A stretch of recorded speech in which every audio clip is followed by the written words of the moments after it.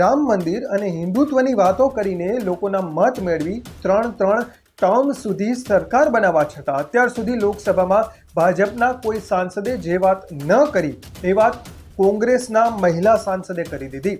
હિન્દુત્વની વાત થાય છે તો ગૌ માતાને રાષ્ટ્રમાતા જાહેર કરવામાં આવશે અને ગાયો કતલખાને જતી અટકાવાશે તેવી આશા ગૌ પ્રેમીઓને હોય તે સ્વાભાવિક છે, પરંતુ 10 વર્ષ સુધી કેન્દ્રમાં ભાજપ હોવા છતાં આ શક્ય ન બન્યું। જોકે ભાજપના કોઈ સાંસદ વાત કરે કે ન કરે, કોંગ્રેસના એક મહિલા સાંસદે લોકસભામાં આ અંગે વાત કરી દીધી। ગુજરાતમાં ભાજપને 26 સીટ પર ભગવો લહેરાવતા રોકી દેનાર કોંગ્રેસના સાંસદ ગેનીબેન ઠાકોરે સંસદમાં ગાયોનો મુદ્દો ઉઠાવ્યો અને ગાયને રાષ્ટ્રમાતા જાહેર કરવાની માંગ કરી। સાથે સાથે તેમણે ગૌશાળાઓના નિભાવ ખર્ચ અને પશુઓનો વીમો લેવા પરથી જીએસટી હટાવવાની માંગ તેમજ કતલખાનાના સંચાલકો પાસેથી ફંડ લેનાર પક્ષના નામ જાહેર કરવાની પણ માંગ કરી। તેમણે ઉઠાવેલા મુદ્દાને લઈને શંકરાચાર્ય વિમુક્તેશ્વરાનંદજીએ ખુશી વ્યક્ત કરી છે। તેમણે કહ્યું કે ચૂંટણી પહેલા ગેનીબેને જે વચન આપ્યું હતું તે પૂર્ણ કર્યું છે। તેમની પાર્ટી લાઇનથી દૂર જઈને તેમણે ગાયને રાષ્ટ્રમાતા જાહેર કરવાની માંગ લોકસભામાં ઉઠાવી છે। આવી સ્થિતિમાં તે હવે માત્ર તેમના વિસ્તારના જ નહીં પરંતુ ભારતના 100 કરોડ સનાતન ધર્મીઓના પણ નેતા બની ગયા છે। ગેનીબેને શું કહ્યું તે તો આપણે સાંભળીશું જ, પરંતુ ગેનીબેને ઉઠાવેલા મુદ્દા પર કેન્દ્ર સરકાર હવે કોઈ નિર્ણય કરે છે કે કેમ અને ભાજપના નેતાઓ શું પ્રતિક્રિયા આપશે તે જોવું રહ્યું। મને વર્ષ 2024-25ના કેન્દ્ર સરકારના પશુપાલન અને ડેરી મંત્રાલય વિભાગ નિયંત્રણ હેઠળ માગણીઓમાં ચર્ચા લેવા માટેનો મોકો આપ્યો એ બદલ અમારા નેતા રાહુલજીનો ખૂબ ખૂબ આભાર માનું છું। આ વિભાગમાં 7,137.68 કરોડની ફાળવણી કરવામાં આવેલી છે, તેને વધારવામાં આવે। માન્ય અધ્યક્ષશ્રી, ગૃહના મોટા ભાગના સભ્યોએ ગૌ માતા માટેની વાત કરી।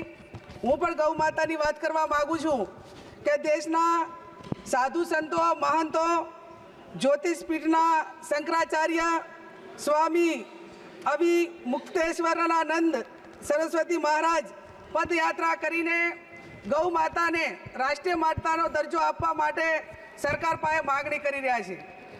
માન્ય અધ્યક્ષશ્રી, ગૌ માતાને રાષ્ટ્રીય માતાનો દરજ્જો મળે અને ગૌ વંશ ઉપર હત્યાનો પ્રતિબંધ આવતો કાયદો એ લોકસભામાં લાવવામાં આવે એવી હું માગણી કરું છું। માન્ય અધ્યક્ષશ્રી, ગાયોને નિભાવણી માટે પશુ દીઠ તમામ ગૌશાળાઓને 100 રૂપિયા પ્રતિ દીઠ આપવામાં આવે એ પણ હું માગણી કરું છું।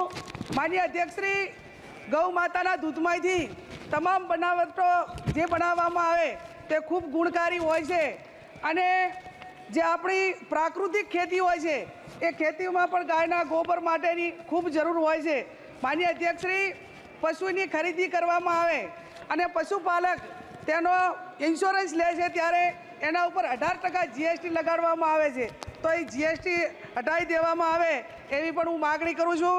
માન્ય અધ્યક્ષશ્રી, ભારતમાં ચાલતા તમામ કતલખાનાઓમાં કઈ પાર્ટીએ કતલખાનાઓ પાસેથી કેટલું ફંડ લીધું તે નામ જાહેર કરવામાં આવે એવી પણ હું માગણી કરું છું। માન્ય અધ્યક્ષશ્રી, પશુપાલકોના જે ગૌચરો હતા તે મોટા ભાગે ઉદ્યોગપતિઓને આપી દેવામાં આવ્યા છે અને એના કારણે પશુપાલકો અને વન પ્રાણીઓ એ ખૂબ મોટા મુશ્કેલીમાં મુકાણા છે। ત્યારે માન્ય અધ્યક્ષશ્રી, આપના માધ્યમથી માગણી કરું છું કે જે ગૌચરો છે એ ઉદ્યોગપતિઓને કેમને ન આપવામાં આવે અને એના ઉપર જે સુપ્રીમ કોર્ટને પ્રતિબંધ નાખેલો છે એને યથાવત રાખવામાં આવે એવી પણ હું આપની પાસે માગણી કરું છું। માન્ય અધ્યક્ષશ્રી, મારો જિલ્લો બોર્ડરનો જિલ્લો છે અને એમાં સેન્સિટિવ ઝોન છે।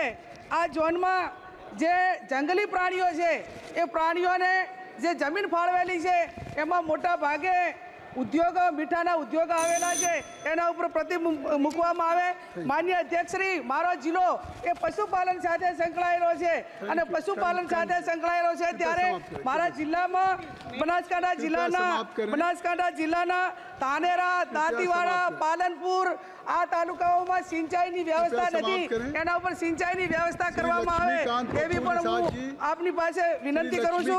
માન્ય અધ્યક્ષશ્રી, જે ડેરીઓની ચૂંટણી અને તમામ સહકારી ચૂંટણીઓ એ એક મંત્રી એક મંડળીનો ઠરાવ કરવામાં આવે છે, એને બદલે તમામ દૂધના કસ્ટમરો હોય એ ડેરી નિયામકના તમામ પ્રતિનિધિઓને ચૂંટે એવી પણ હું માગણી કરું છું. માન્ય અધ્યક્ષ શ્રી, ડેરીનો સૌથી વધારે મહિલાઓ કરે છે. माननीय पीठासीन महोदय, मैं